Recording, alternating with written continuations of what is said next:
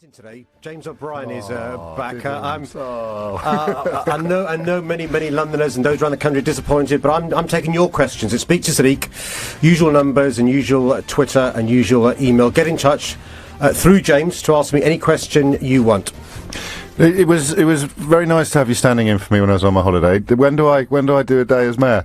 Is that coming up? Very good. Is that coming up soon? The Daily Mail suggested Jacob Rees-Mogg, who was one of my other holiday covers. Jacob Rees-Mogg should get the gig permanently. So I don't know what it was you did to upset the diarist on the Daily Mail. To be fair, that column was written before my stint. I was on the Friday. He knows. He was on the Monday. So to be fair, unbelievable. There's a lot to get through today. I shall level with the people listening. I don't have any sort of hand grenades in my arsenal at the moment, but if you do, then feel free to lob them into the conversational mix by getting in touch in all the usual ways. I shall let the callers, I think, lead the conversation today and reserve the right to sort of jump in with a supplementary as and when the occasion demands. So, over to you, Mr. Mayor. The first caller is Sean from Chelmsford. Good morning, Sean. Hi there, Sadiq. How are you doing? Not bad actually. Good. I actually quite enjoyed when you presented. Yeah, all right, sorry, Sean, say that again. James didn't hear you. Sean, James didn't hear you. Well, you were quite good when you presented, but bear in mind, I didn't expect to hear Jacob Rees-Mogg on the Monday, so the bar had been lowered somewhat. Oh, flatter first and take it back. Oh, God. What have we got? Let's get a question on. Sandwich. Come on. I was calling in to ask you about Uber and the recent decision by the City of London to eventually ban them, even though it looks like there will be appeals to all kinds of legal shenanigans in order to allow Uber to continue working. Partly because of this story today about members of staff at the Mayor's office using Uber on the expenses, which kind of exposes the major thing, which is it's cheaper and a loss leader, and it means that more people are able to get access to public. I'm going to nudge you towards a question, Sean, mate, if I may. That's quite all right. And, Rob, I'd ask you the same thing as I asked James the other day, which is what ways could we change Uber to make it acceptable inside of the city? Because the basic concept behind it is a good one. Well, Sean, let me do directly with that. I mean, the idea of being able to hail a private hire vehicle from a party using an app is a fantastic one.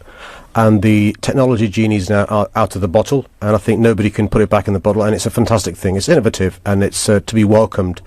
And I want London to be a home for new technology, for new companies, for new ideas. The issue with Uber was that the regulator, TfL, looked into the application to renew the license and concluded that they had concerns around safety and security that weren't being addressed, and so didn't renew the license. Uber, of course, have appealed that decision, and we'll wait and see how that appeal takes its course. Now, up until the exhaustion of the appeal, Uber, like anybody who appeals against a license decision, a renewal, can carry on operating. Obviously, my job is to make sure that a private hire vehicle operator, like a black taxi driver, are safe. And we've quadrupled the number of enforcement officers to make sure they're safe. But I think technology's here, apps now are here, but you've got to play by the rules. And it's a phrase I've used a lot because I think the rules should apply to everyone, no matter how big you are, no matter how many lawyers you employ, no matter how big your PR army, and the same goes for Uber as well. They're coming back then, presumably. They're going to get their house in order and the licence will be back in place. Well, they're still here. I mean, they've not stopped operating. No, but you know what I mean. Yes. Yeah, so up until the appeal is heard, they can operate. At the appeal hearing, Uber can bring forward new evidence, as indeed can TfL, and Uber may well, at that court hearing, address the very serious concerns TfL have. Of course, there have been other issues raised in the media, whether it's hacking, whether it's other issues that, of course, will be looked into by the court. Let me just run something by you, Sadiq Khan. Did you do a law degree, or did you go to law school after doing a degree in something else? A law degree, then law school. So you did a law degree, you went to law school. In the current climate, that would involve a hefty amount of debt. Thankfully, you're of an age that meant you could secure those qualifications without necessarily being incredibly indebted. But the reason why you did that is because to practice law, you had to go through certain processes. You had to be properly qualified, and the promise that you implicitly made when you qualified as a lawyer was that nobody else could just sort of waltz in without the qualifications and the years of graft and the effort and the investment that you'd made and practice law. I appreciate it's an unfashionable position and one that you just glossed over a little bit, but taxi drivers embarked upon a similar social contract with this city when they did the knowledge, when they invested £30,000 or £40,000 in black cabs on the proviso that no one else would be able to apply for hire. And however you dress it up, this app allows minicab drivers to apply for hire. So if it was law that had been undercut and undermined and completely banjaxed by billions of pounds of loss-leading investment, you'd probably be a little crosser than you are about the plight of the taxi drivers. Well, so the Law Society are in charge of regulating solicitors and the Bar Council for barristers, but you'll be aware there are legal executives who operate and see clients and are regulated separately by a legal executive body. So the analogy is relevant to taxis and private hire vehicles because we have minicabs as well as black taxis, and I'm in favour of a flourishing and thriving taxi and private hire businesses in London. But there's got to be proper regulation, and Parliament's given TfL the responsibility to regulate taxis and private hire vehicles. So of course you can do the 3-year route and do the knowledge and be a black cab driver, or you can, become a minicab driver with the advantages and disadvantages that brings with it as well. The key thing, though, is, James, even though the requirements to be a minicab driver, a private hire vehicle driver, are less onerous than being a black cab driver, you should still make sure, TfL needs to make sure you cross that hurdle. You haven't really addressed the philosophical point at the heart of my question, which is how would you feel if you put in 4 or 5 years of graft and then someone else could come along and essentially nick your livelihood from beneath your feet? The same way solicitors feel when legal executives do the work that previously only they did, conveyancing being a good example. In the olden days, only solicitors could do conveyancing. So two wrongs make a right. No, the point I'm making is that is making sure the regulations are applied properly. What nobody wants is an unqualified minicab driver without the regulations being satisfied. What nobody wants is a conveyancer who's not got the certificates to make sure they can do it properly. And that's why I don't want to race to the bottom. That's why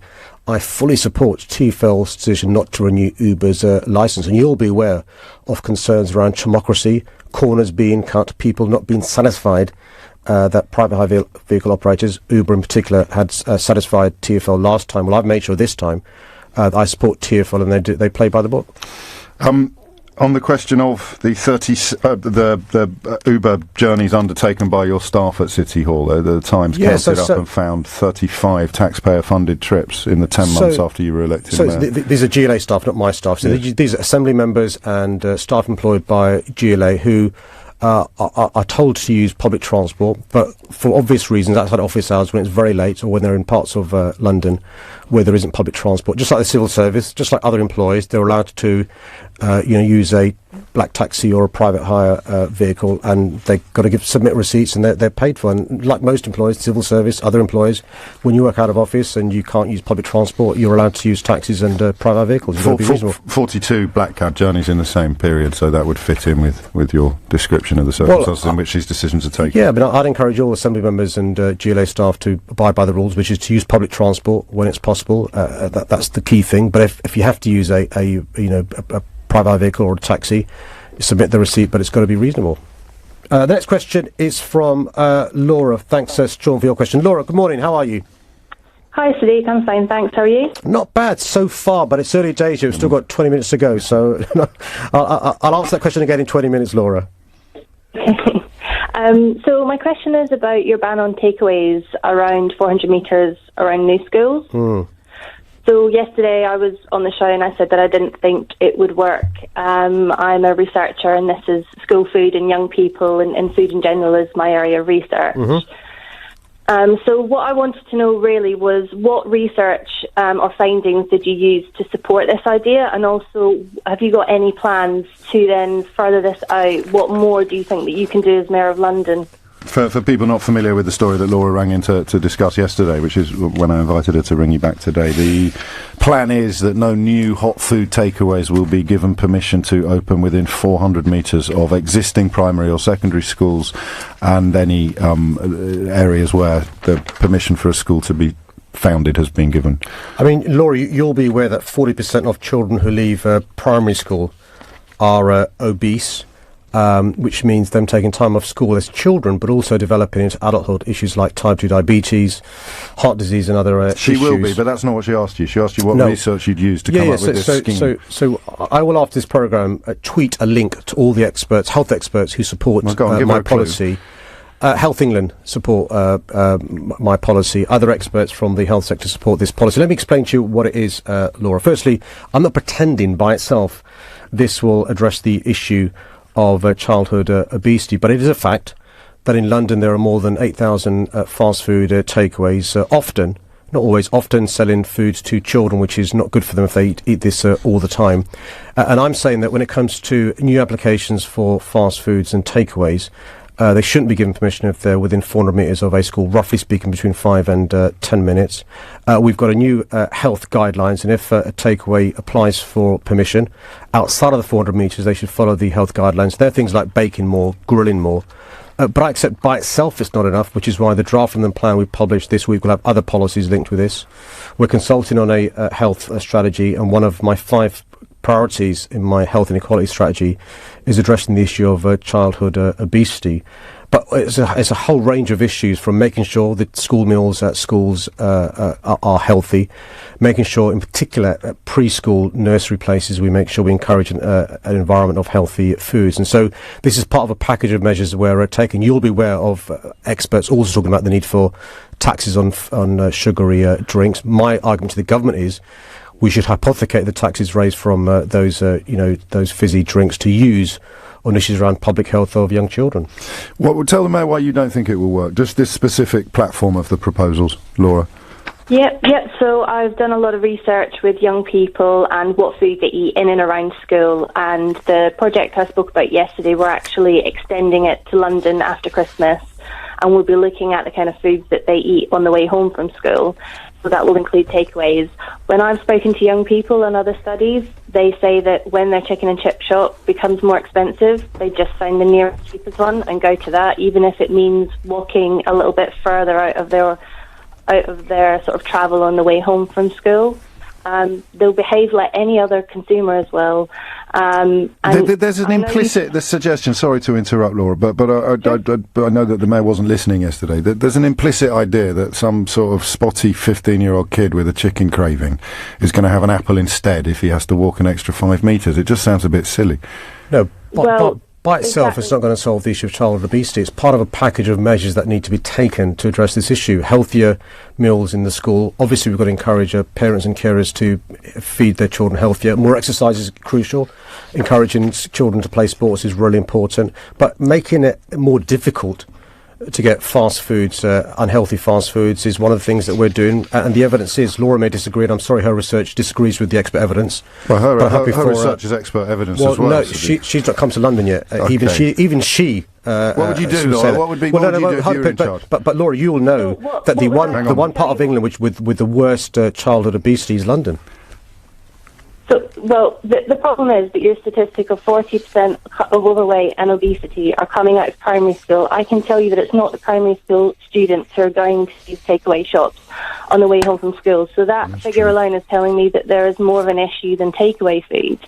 I would say that the solution needs to actually start in schools and not just talk about making food healthier, but actually making food more appealing, tastier, more enjoyable for children in schools. And that's not just about the food itself, but that's also about the dining experience. So better places to eat, more seating so that they can socialise, because food is not just about nutrients, it's about socialising as well and making it an enjoyable experience. That might encourage more young people to eat healthier food, maybe without even realising they're eating healthier food. Well, I agree with everything Laura's just said. You should get her on your team. We could probably facilitate that. Next call.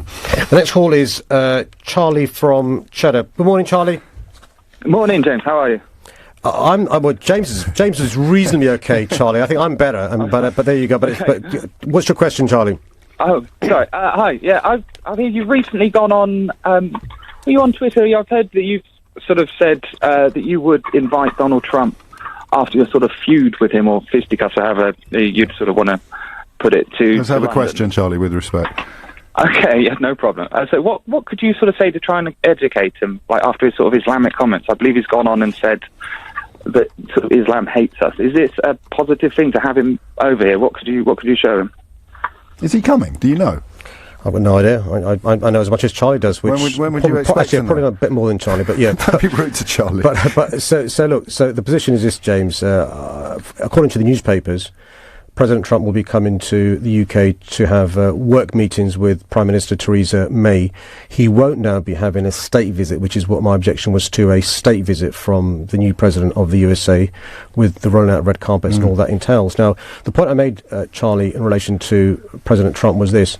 President Trump has said things both during his campaign to be the Republican candidate and then when he became the Republican candidate in his campaign to become the president of the USA, in relation to his views about Islam, Muslims and the West. And I disagree with him fundamentally. I think it is possible to be a Muslim and a Westerner. I think it is possible to be a proud American, a proud Brit and a Muslim. And I think banning Muslims from going to America is not a good thing. And so the point I made, Charlie, is if it is the case that President Trump doesn't realise that being a Muslim and being a Brit or being a Muslim and being a liberal are not mutually exclusive, I'm happy for him to come to London and for me to show him how it's possible to be... Would you raise it with him? Would you invite him to Moscow or to kind of just discover a little bit more perhaps about the faith, about the... Yeah, look, if he was amenable to meet with me and meet with Londoners who, are very proud Londoners and proud Muslims, I'd of course want to take him to these sorts of places, whether it's a mosque, whether it's a high street, whether it's a restaurant, whether it's a family.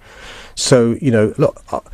I understand the concerns people have when they see these horrible terrorist attacks being committed and the person doing it or group of people doing it justify their acts by using the name of Islam. And if you've never met a Muslim, you may believe that all Muslims are the same. You may believe Islam is a horrible religion. And so what I say to President Trump indirectly and with courtesy and politeness is if it's the case that's your view about Islam and Muslims, I'm happy in a non-patronising way to introduce you to Muslims. Hopefully I'm one such person who, love America, love Americans, love many, many things about America, but are practicing Muslims.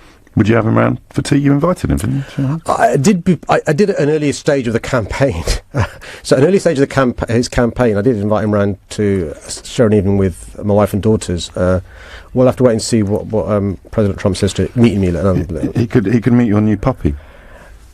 Yeah, I'm not sure if Luna would take to President Trump, but I'm sure she might do. You never know. That was a slightly uncharacteristic foray into social media for you, wasn't it? To print a picture of the new family puppy. Luna Khan. It was un-Khan-like, and it was un-Khan-like. What happened? What went on? I was being soppy and soft, and I just thought she's got a second injection next Monday, and then she'll be allowed to go out and stuff. And I thought before people see me walking around with this puppy thinking I may have nicked somebody's puppy, I better let people know she's mine, she's ours. This is the 21st century equivalent of kissing babies, is it, for a politician? Tweeting pictures of your puppies? You've clearly not met Luna. She'll lick you to death. What's like kissing you to death? And the incident on Friday, as we you've alluded to terrorism, the fear on Friday at Oxford Circus that it was terrorism, of course, prompted a remarkable reaction from the public and a creditable, albeit thankfully unnecessary, reaction from the authorities. Do you have a clearer picture yet of precisely what happened? Well, the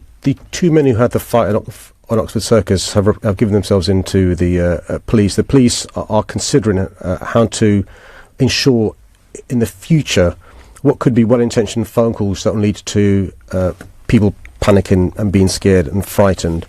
I would say this, though, it's best to err on the side of caution and report things that you think may be suspicious. Either 999 if it's an emergency or the counter-terror hotline 0800 789 123.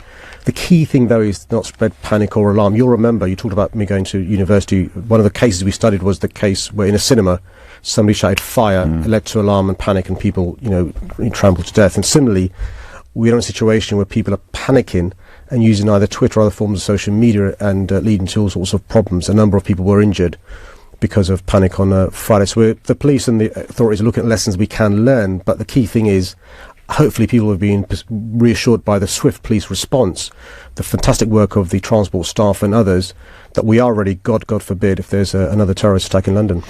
Gary's been in touch. He'd like to know what you think personally about Boris Johnson's extraordinary blunder that seems set to see Nazanin Zaghari-Ratcliffe sentenced to even longer in an Iranian jail. Let me qualify that question as well. If it wasn't for Brexit, can you see how he could possibly have hung on to his job? No. He's a foreign secretary, James, and the job of the foreign secretary is diplomacy, and to be careful with use and be very precise, particularly when you're giving evidence to a select committee. At the very least, read the Lever Arch file, read the ring burner, get the facts right. But once you've made a massive blunder, we all make mistakes. The key thing is to correct that mistake as soon as possible. This dragged on and on and on. And frankly speaking, if Theresa May was stronger, she'd have sacked him. And the only reason why he's still in the job is because we have a weak and divided government. Now, my worry is this. The Iranian authorities are using what the Foreign Secretary said as justification for further charges, which could lead to a longer sentence. And anybody who's heard her husband speak with huge dignity or seen the photographs, will have been disturbed by, what has happened as a consequence. I'm not blaming Boris Johnson for her being in prison. Look, she's in prison because of the Iranian regime, but he's exacerbated the situation and not had the humility to apologise early doors, and I think that's made things far, far worse. It's odd, isn't it, at the moment? Everything seems to be viewed through the lens of Brexit, so people aren't making their decision on Boris Johnson's behaviour based upon Boris Johnson's behaviour. They're basing it upon the fact that he's one of the key Brexit cheerleaders in the cabinet. And similarly, Michael Gove, who compounded the problem on the Andrew Marr programme by feigning ignorance of what charges had been brought against and what the account of her family and employers were. He too, as a prominent Brexiter, seems to be getting a free pass on almost anything, which leads us to David Davis. And this bill that was passed, insisting that the Select Committee would get the first look at these so-called sectoral analyses, which, again, just to quote him and nobody else, they existed, then they didn't exist, and then they existed again, and now they're going to be given under terms which I think in any other circumstances you'd have to describe as breaching. Can I explain this? So there's two things here which I think your listeners need to just appreciate. One is, one of the justifications given for us leaving the European Union was for Parliament to become sovereign, because there was an impression given that somehow Parliament wasn't sovereign, and Parliament is clearly members of Parliament and members of the House of Lords. So if Parliament is sovereign, you should treat parliamentarians as adults and show them the evidence that you clearly have. But the second issue is this. I speak as a former member of Parliament who's still a Privy Councillor. Often you can be briefed things on what's called Privy Council terms. And basically, James, what that means is you as a Privy Councillor, as a senior politician, aren't allowed to breach the confidence you've been given in the briefing you've been given. I'll give you an example. So when it came to the vote to bomb Syria, those of us who were PCs, Privy Councillors, were given briefings about the so-called security concerns and the justifications the government had in relation to bombing Syria. Similarly, it can't be beyond the wit of David Davis and the government to agree undertakings with the parliamentarians on the Select Committee and others in Parliament, so they can see these impact assessments they say they've undertaken. And this is why it's so important. If we leave the European Union, the impact on various sectors, the impact on businesses in London and across the country on jobs, growth and prosperity, some of us are saying are huge based on our experience talking to chief executives. Well, the government's actually done the impact assessments. Surely we should know what they say before we embark on transition arrangements. What does your legal training tell you? What reason would there be for David Davis not wanting the Select Committee to see the government's own research? The European Union has published most of its. Well, the government is saying that it's commercially sensitive because they think they could spread to panic or concerns from businesses and all the rest of it. I'm not sure that holds. If there is commercial sensitivity, the parliamentarians can give the undertaking. I think what it probably is not a legal justification, but a political one. The government is embarrassed. They've served the Article 50 notice. They now want to put in statute the date by which we leave the EU, realising that this is bad for our country. And that we're going into, just think about this, we're going into a negotiation where we're entering into a deal knowing it's bad for us, and that's why I think the government's probably embarrassed to publish the impact assessments.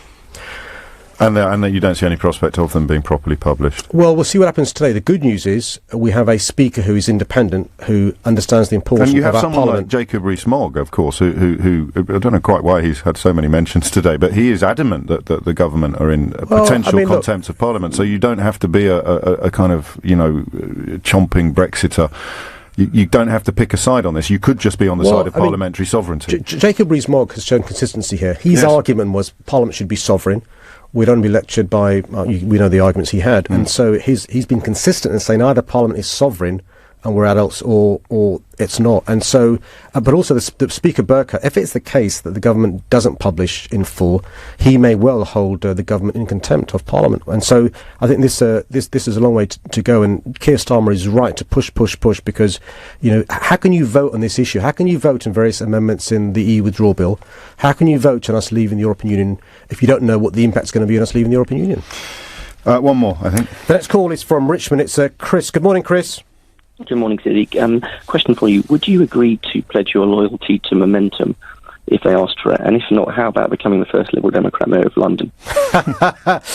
So, Chris, nice. I like this is the report in the Times today that Corbyn supporters are seeking to oust local councillors across Britain, and it is coupled with reports that Momentum are sort of demanding loyalty pledges from anybody seeking office within the Labour Party. I mean, when you stand to be a candidate for selection, you're often lobbied by a number of different. You could be lobbied by Momentum, or it could be Progress, it could be trade unions, it could be other people. And they to get their support, you've got to sign up to, their values, their priorities, whatever it is. The key thing, though, is, Chris, is it's one member, one vote. It's Labour Party members that select the candidates. And obviously, when I ran to be the Labour candidate to be mayor, many people were saying, look, if you agree to this or you agree to that, we'll support you during your selection process and stuff. And it's for each candidate, whether he or she is standing to be a councillor or to be an MP, to decide what their own values are and whether the values of the group whose support they want are in tune with that. And I think that's, that happens quite a lot. In all political parties, Chris, you'll know from the Lib Dems even,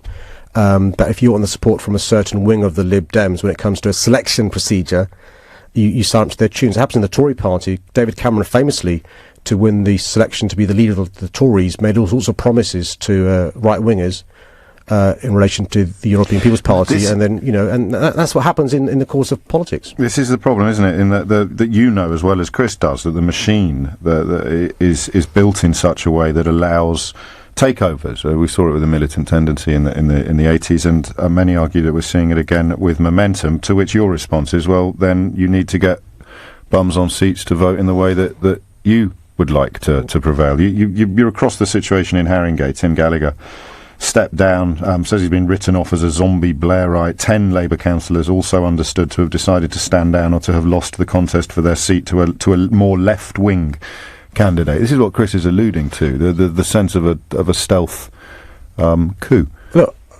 I don't want any fantastic Labour elected representative standing down because of pressure being brought upon them. What I think is important, though, is to win your nomination and get as many bums on the seat to vote for you. Look, that system of primaries is new to our country, which is basically what we've reached at with the Labour Party selection process. It's going in America for decades now, and famously Barack Obama beat Hillary Clinton how? By getting more people to join the Democrats. And so similarly, if the concern is from Chris or others, I mean, not from Chris clearly because he's a Lib Dem, but from others, that certain wings of the party have more supporters, then either, if you subscribe to their views, get their support, or get more people to join the Labour Party so they can vote for you.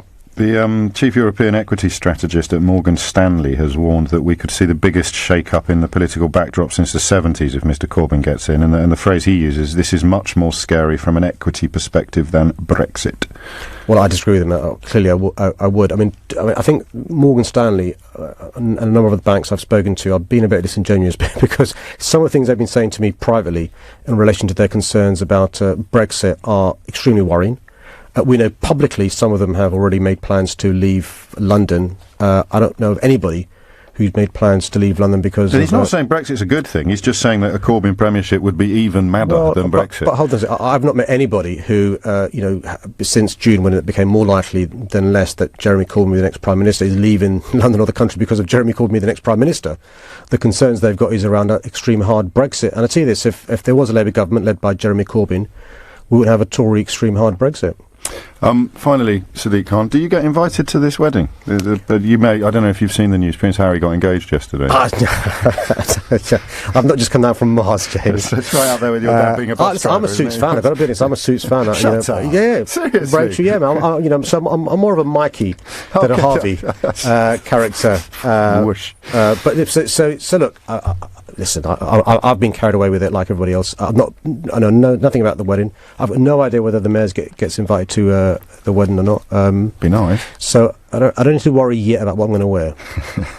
Sadiq Khan, always a pleasure. We'll see. Do we see you again before Christmas, or is that it until the new year? I hope We'll so. squeeze one more in, can't we, before Christmas? I think we shall see. I also thank you for remembering what your place is when you come in on this programme. Not so for those that don't know, when I came in, I sat in James O'Brien's seat, or my seat that he's sitting on today. It's power crazy. It's ridiculous. That is it for another Speak to Sadiq. We'll do it again very soon, and the time is 10:34. Simon Conway's here now with your headlines. The London Mayor has responded to revelations that staff at City Hall have claimed expenses for dozens of Uber journeys. It's despite the ride-hailing app's licence not being renewed by Transport for London over security and safety concerns. You didn't frankly have the balls to put country before party.